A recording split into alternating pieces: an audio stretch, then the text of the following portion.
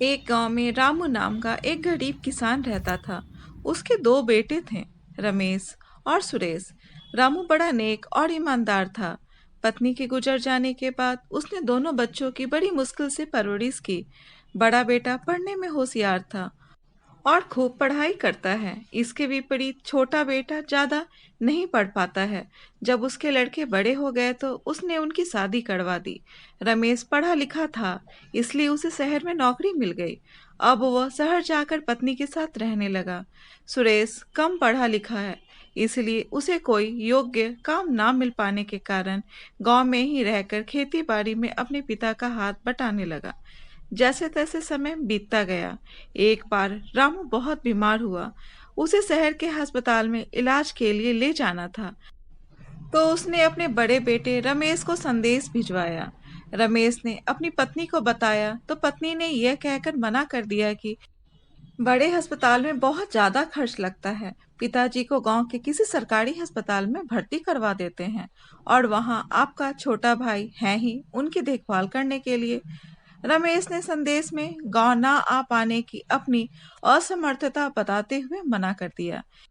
इसके बाद सुरेश ने जैसे तैसे कुछ पैसे इकट्ठे करके पिता का इलाज करवाया। इलाज में बहुत अधिक खर्च होने के कारण उन पर बहुत ही ज्यादा कर्ज हो जाता है। यह देख रमेश गांव आना ही बंद कर देता है। उनका सब कुछ गिरवी हो जाता है। इसके बाद सुरेश कड़ी मेहनत कर एक एक करके सभी का कर्जा चुकाने लगता है।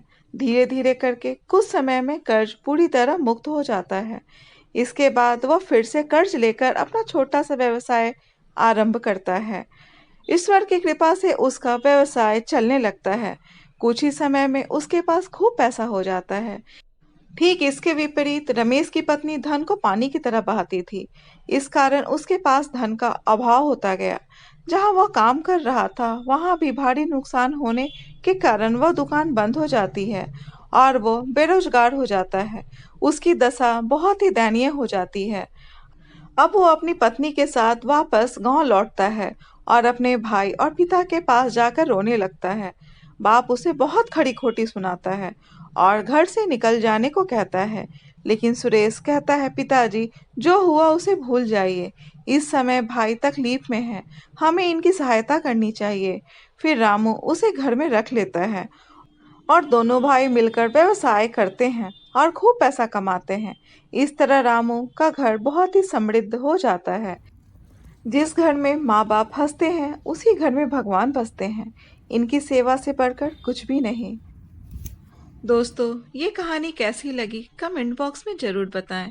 और अगर कहानी अच्छी लगी हो तो कहानी को लाइक, शेयर और चैनल को सब्सक्राइब जरूर करें। कहानी सुनने के लिए धन्यवाद।